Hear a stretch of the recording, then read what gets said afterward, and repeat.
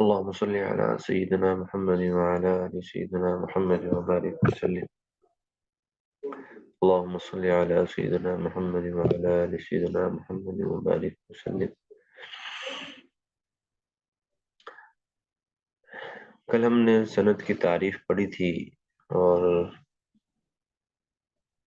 سند کی اہمیت اور اس کے بارے میں ائمہ کے اقوال بھی پڑھے تھے. عبداللہ بن مبارک رحمہ اللہ کا قول بھی پڑھا تھا. انہوں نے فرمایا الاسناد من الدین لولا الاسناد لقال من شاء ما شاء. اگر ہمارے پاس سند نہ ہوتی تو جو شخص جو چاہتا وہ کہہ دیتا. تو بات جو ہم تک آج اصلی حالت پہ پہنچی ہے وہ سند کی بنیاد پر ہی ہے. اسی طرح سفیان ثوری رحمہ اللہ کا قول بھی پڑھا تھا ہم نے. سفیان ثوری رحمہ اللہ کا قول بھی پڑھا تھا ہم نے کہ الاسناد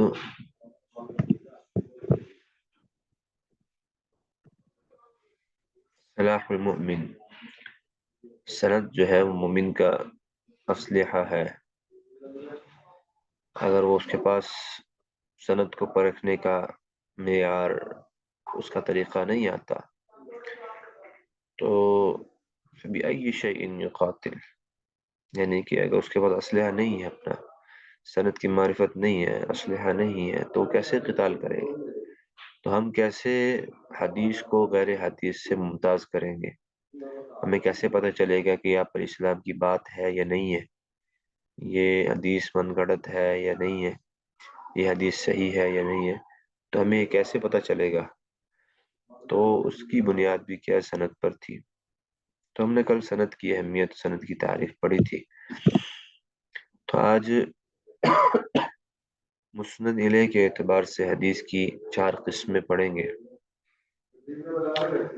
اس میں سے ایک تو ہم نے پڑھ لی تھی حدیث قدسی کی معرفت، اس کی تعریف، اس کے الفاظ ہم پیچھے پڑھ کر آئے ہیں. تو آج بھی مختصراً اس کو پڑھتے ہیں انشاءاللہ. تو پہلی قسم کیا ہے؟ مسند الیہ کے اعتبار سے حدیث قدسی، یعنی حدیث کی نسبت 4 طرح سے، 4 وجہ سے ہم کر سکتے ہیں. قدسی ہوگی، حدیث مرفوع ہوگی، حدیث موقوف ہوگی، حدیث مقطوع ہوگی. یعنی ایک حدیث ہے، اگر وہ مرفوع ہے تو وہ موقوف نہیں ہو سکتی، قدسی ہے تو وہ مقطوع نہیں ہو سکتی. تو حدیث کا جب ہم اطلاق کرتے ہیں تو ان 4 قسموں میں سے کوئی ایک ہوگی. چنانچہ حدیث قدسی کی تعریف ہم نے پیچھے بھی پڑھی ہے. قدس سے ہے، قدسی قدس سے ہے.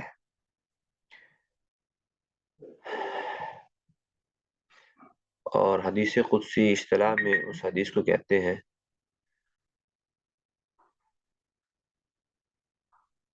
کہ جس میں آپ علیہ السلام روایت کو اللہ تعالیٰ سے منسوب کرتے ہیں، یعنی اس کی سند اللہ تعالیٰ تک بیان کی جاتی ہے. حدیث قدسی میں اللہ تعالیٰ کے لیے متکلم کا صیغہ استعمال ہوتا ہے. چنانچہ ہم نے اس کے الفاظ بھی پڑھے تھے پیچھے، اور اس کی معرفت کے لیے ہم نے حدیث قدسی کو دیکھا بھی تھا، اور الفاظ بھی جن جن الفاظ سے وہ منقول تھی ان الفاظ سے بھی ہم نے احادیث تلاش کی تھی. چنانچہ یہاں پر جو اصطلاحی تعریف کی ہے علم حدیث کی اصطلاح میں، حدیث قدسی حضور صلی اللہ علیہ وسلم سے منسوب اس روایت کو کہا جاتا ہے جس میں حضرت صلی اللہ علیہ وسلم روایت کو اللہ تعالیٰ سے منسوب کرتے ہیں، یعنی اس کی سند اللہ تعالیٰ تک بیان کی جاتی ہے. حدیث قدسی میں اللہ تعالیٰ کے لیے متکلم کا صیغہ استعمال ہوتا ہے. متکلم کا صیغہ مطلب جو بات کرنے والا ہے. چنانچہ ہم نے جو الفاظ پڑھے تھے اس میں ہم نے ایک لفظ یہ پڑھا تھا، قال رسول اللہ صلی اللہ علیہ وسلم ان اللہ تعالی ان اللہ تبارک و تعالی قال، اللہ تعالی نے فرمایا. اور اسی طرح ان اللہ تعالی یقول، اللہ تعالی فرماتے ہیں. یہ الفاظ ہم نے پڑھے تھے. اس کے علاوہ ایک دو تعبیرات اور بھی تھی، وہاں پر ہم نے تفصیل سے پڑھ لی ہے اور آپ حضرات کے پاس PDF بھی ہے. چنانچہ حدیث قدسی اگر دیکھنی ہو تو اس پر مفصل کتاب بھی لکھی گئی ہے. مستقل حدیث قدسی کو جمع کیا گیا ہے. علامہ عبد الرؤف مناوی رحمہ اللہ کی کتاب الاتحاف السنیہ او سنیہ بالاحادیث القدسیہ، 272 احادیث جمع کی گئی ہے.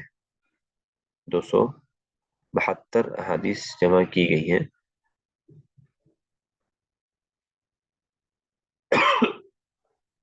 چنانچہ مسند الیہ کے اعتبار سے پہلی قسم ہوگی حدیث کی حدیث قدسی، یعنی جس میں الفاظ تو آپ علیہ السلام کے ہوں لیکن معنی جو ہے وہ اللہ کی طرف سے القاء کیا گیا ہو، اللہ کی طرف سے ہو. چنانچہ منسوب بھی آپ علیہ السلام اس کو اللہ کی طرف کرے. دوسری قسم حدیث مرفوع کی،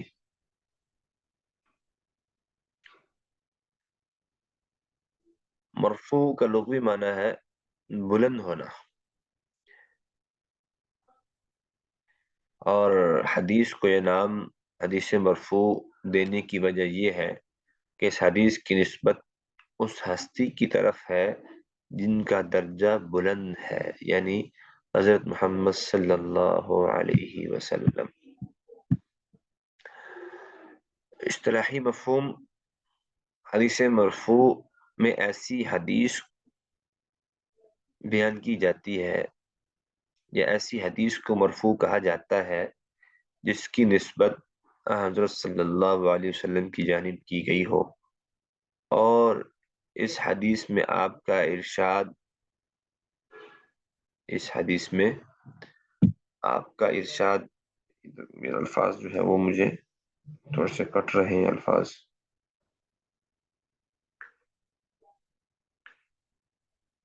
چنانچہ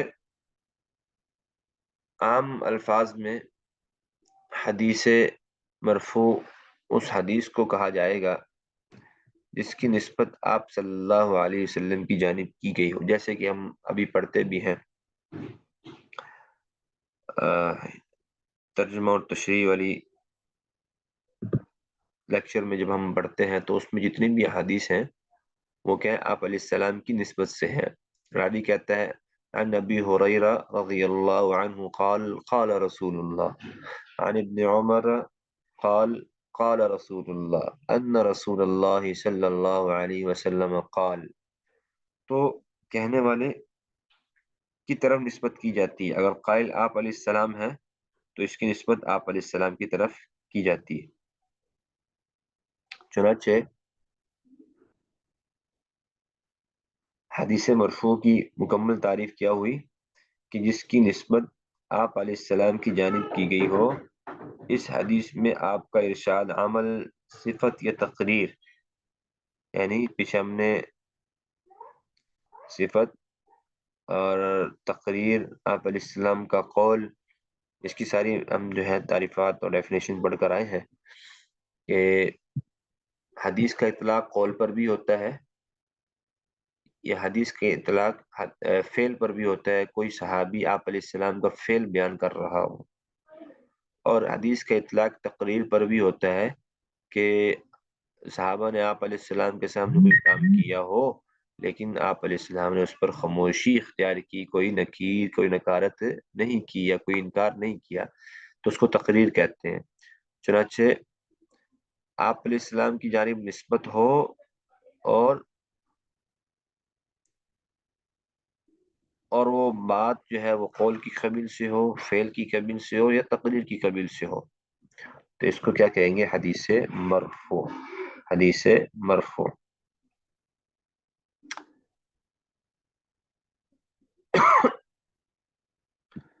چنانچہ آگے ہم پڑھ رہے ہیں حدیث مرفوع کی اقسام۔ تعریف کے لحاظ سے حدیث مرفوع کی 4 اقسام ہوئی، ہم نے پہلے اچھی طرح پڑھ بھی لی ہے۔ اس میں ایک چیز کا اضافہ ہے حدیث مرفوع وصفی کا۔ چنانچہ مرفوع قولی جس میں کسی قول کی نسبت آپ علیہ السلام کی طرف کی گئی ہو، مرفوع فعلی جس میں کسی فعل یا عمل کی نسبت آپ علیہ السلام کی طرف کی گئی ہو، مرفوع تقریری جس میں یہ بیان کیا گیا ہو کہ کوئی کام حضور کے سامنے کیا گیا تو آپ نے اس کام سے روکا نہیں، جس سے اس کام کا جائز ہونا ثابت کیا جاتا ہے۔ مرفوع وصفی چوتھی جس میں کسی صفت حالت کی نسبت آپ علیہ السلام کی طرف کی گئی، آپ علیہ السلام کی حالت کو بیان کیا گیا ہو، ٹھیک ہے، آپ علیہ السلام کی صفت کو بیان کیا گیا ہو، آپ علیہ السلام جیسے کہ آپ علیہ السلام کے زلفوں کو بیان کیا جائے، آپ علیہ السلام کی جو ہے نا قد مبارک کو بیان کیا جائے، یہ وصف ہے آپ علیہ السلام کی۔ تو مرفوع کا اطلاق ان چیزوں پر بھی ہوتا ہے، مرفوع کا اطلاق ان چیزوں پر بھی ہوتا ہے۔ امید ہے بات سمجھ میں آ گئی ہوگی۔ بسم اللہ الرحمن الرحیم۔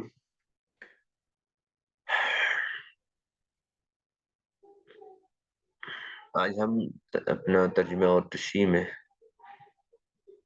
باب فضل السواکی و خصال الفطرہ، آج ہم اس کو پڑھیں گے انشاءاللہ۔ کچھ درمیان میں کچھ ابواب ہیں، وہ ضروری نہیں ہے، ہماری کوشش یہ ہے کہ ہم وہ ابواب زیادہ سے زیادہ پڑھ لیں جو ہماری روزمرہ زندگی میں ہمارے عمل سے متعلق ہے، تاکہ ہم ان کو پڑھ کر اس پر عمل بھی کر سکیں۔ چنانچہ یہ باب ہے مسواک کی فضیلت کے باب میں، اور اسی طرح خصال الفطرہ، انسانی فطرت کے جو خصائص ہیں اس کے باب میں۔ چنانچہ 31 نمبر حدیث ہے، حضرت ابو ہریرہ رضی اللہ عنہ سے مروی ہے، عن ابی ہریرہ رضی اللہ عنہ ان رسول اللہ صلی اللہ علیہ وسلم قال لولا ان اشق على امتی او على الناس لأمرتهم بالسواك مع كل صلاة، رواه البخاری ومسلم۔ عن ابی ہریرہ رضی اللہ عنہ، حضرت ابو ہریرہ رضی اللہ عنہ سے مروی ہے، ان رسول اللہ صلی اللہ علیہ وسلم، دیکھیں ہم پیچھے پڑھ کر آئے تھے نا کہ مرفوع کسے کہتے ہیں کہ بات کی نسبت آپ علیہ السلام کی طرف کی جائے۔ اب یہ ان رسول اللہ صلی اللہ علیہ وسلم قال، بے شک رسول اللہ صلی اللہ علیہ وسلم نے فرمایا۔ اب ڈائریکٹ نسبت جو ہے حضرت ابو ہریرہ صحابی ہے، وہ نسبت کر رہے ہیں آپ علیہ السلام کی طرف، یعنی کہ ان سے روایت کر رہے ہیں گویا کہ انہوں نے وہ بات آپ علیہ السلام سے سنی ہے، ٹھیک ہے۔ فرمایا لولا ان اشق علی امتی، لولا ان اشق علی امتی، اگر مجھے اپنی امت، اگر مجھے اپنی امت پر خوف نہ ہوتا، تکلیف کا ڈر نہ ہوتا،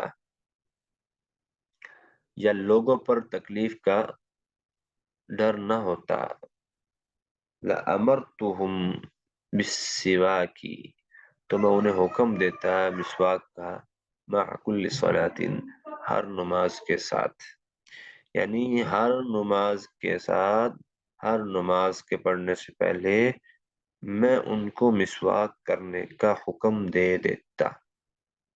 لیکن مجھے کیا خوف تھا کہ امت پر مشقت ہو سکتی ہے، امت پر یہ بات گراں گزر سکتی ہے کہ اگر میں اس کو لازم کر دوں تو مشقت میں پڑ جائیں گے، چنانچہ آپ علیہ السلام نے رعایت کرتے ہوئے اس کو لازم قرار نہیں دیا، البتہ سنت قرار دیا۔ چنانچہ یہ بات فرما کر مسواک کی فضیلت کی طرف اشارہ کر دیا، اور نماز سے پہلے مسواک کرنے کی طرف اشارہ کر دیا، یہ بھی فضیلت کے حامل ہے کہ مسواک کے ذریعے یا مسواک کے بعد پڑھی جانے والی نماز غیر مسواک کی کر کے پڑھی جانے والی نماز سے افضل ہے۔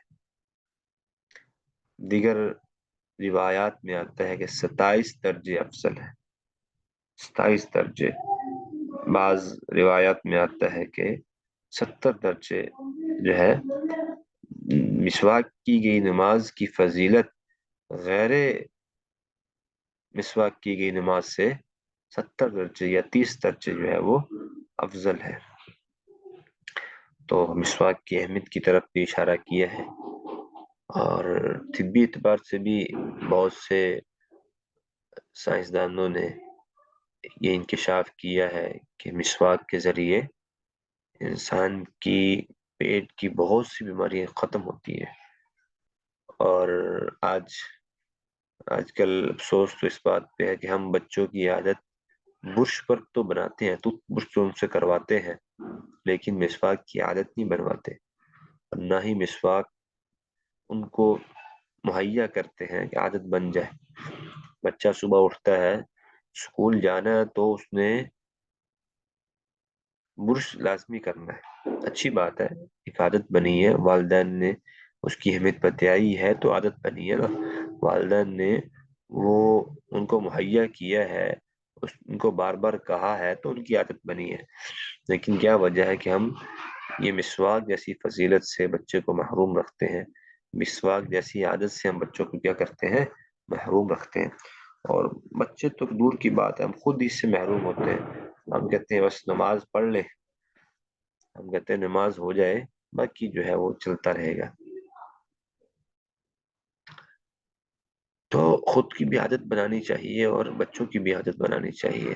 باب مناقب الخلفاء الراشدین، ہم نے حدیث جو ہے پہلے پڑھا ہے، خلفاء راشدین کے مناقب۔ خلفاء راشدین میں سے عمر کا جو ہے وہ مرتبہ بیان کیا ہے۔ عن عقبة بن عامر، آپ حضرات نے حدیث یاد بھی کی ہے، عن عقبة بن عامر رضی اللہ عنہ قال قال رسول اللہ صلی اللہ علیہ وسلم لو كان نبي بعدي لكان عمر بن الخطاب، لو كان نبي بعدي، اگر میرے بعد کوئی نبی ہوتا تو عمر بن خطاب رضی اللہ عنہ نبی ہوتے، اگر میرے بعد کوئی نبی ہوتا تو عمر بن خطاب ہوتے۔ ہم نے حدیث پہلے پڑھ بھی لی تفصیل سے۔ باب جامع المناقب، اب اس حدیث میں جامع المناقب تمام خلفاء راشدین کے، چاروں خلفاء کے کیا کیے ہیں، مناقب کو ذکر کیا ہے، ان کے اوصاف کو ذکر کیا ہے۔ جی، عن انس بن مالک قال، انس بن مالک رضی اللہ عنہ سے منقول ہے، فرماتے ہیں قال رسول اللہ صلی اللہ علیہ وسلم، آپ علیہ السلام نے فرمایا ارحم امتی بامتی ابو بکر، میری امت میں سب سے زیادہ میری امت پر رحم کرنے والے ابو بکر ہیں۔ ارحم امتی بامتی ابو بکر، امت پر سب سے زیادہ رحم کرنے والے میری امت میں سے ابو بکر ہیں۔ واشدہم فی امر اللہ عمر، اور اللہ کے معاملے میں سب سے زیادہ سخت عمر ہے۔ واشدہم، اسی وجہ سے حضرت عمر جو ہے خلاف شرع بات کو تسلیم نہیں کیا کرتے تھے، خلاف شرع بات کو برداشت نہیں کیا کرتے تھے، بہت سخت تھے، کہتے ہیں ہم پہاڑ ادھر سے ادھر ہو جائے لیکن شریعت، آپ علیہ السلام کی کہی ہوئی بات، قرآن کی کہی ہوئی بات میں رد و بدل نہیں ہو سکتا۔ چنانچہ اللہ کے معاملے میں بہت سخت تھے۔ وَأَصْدَقُهُمْ حَيَاءً عثمان، اور سب سے زیادہ سچی حیا والے عثمان بن عفان تھے۔ وَأَصْدَقُهُمْ حَيَاءً عثمان، عثمان بن عفان، یہ ہم حدیث جو ہے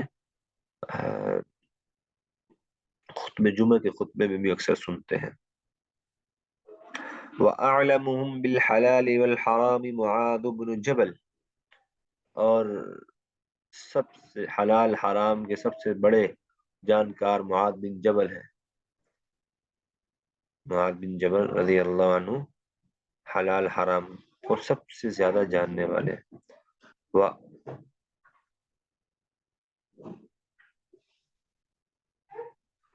وَأَفْرَضُهُمْ زید بن ثابت، اور فرائض یعنی میراث کے سب سے زیادہ جاننے والے زید بن ثابت ہیں.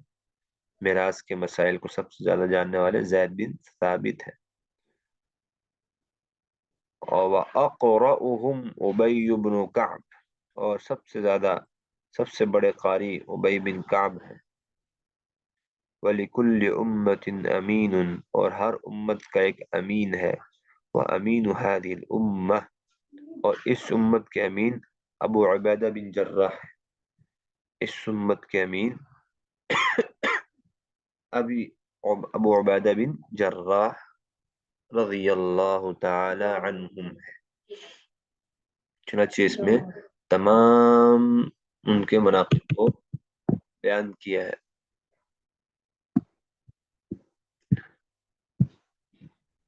امید ہے بات رات کو سمجھ آ گئی ہوگی. آگے چلتے ہیں.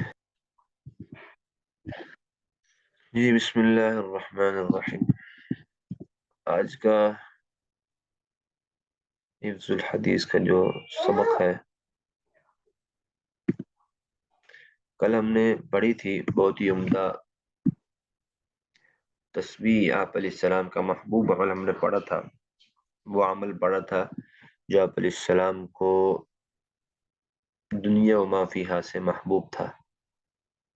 ابو ہریرہ سے مروی ہے، رسول اللہ صلی اللہ علیہ وسلم نے فرمایا مجھے یہ زیادہ محبوب ہے کہ مجھے یہ سب سے زیادہ محبوب ہے، ہر اس چیز سے زیادہ محبوب ہے اس پر سورج طلوع ہوتا ہے. کیا محبوب ہے کہ میں یہ الفاظ کہوں، یہ کلمات کہوں، سبحان اللہ والحمد للہ ولا الہ الا اللہ واللہ اکبر. اسی وجہ سے بعض رات میں لکھا ہے آپ علیہ السلام کا ایک عمل تھا، فرائض کے بعد 25 مرتبہ جو آپ اللہ تعالیٰ فرائض کے بعد 25 مرتبہ آپ علیہ السلام کا معمول تھا کہ یہ کلمات کہتے تھے، سبحان اللہ والحمد للہ ولا الہ الا اللہ واللہ اکبر. چنانچہ آپ حضرات اس کی کوشش کریں.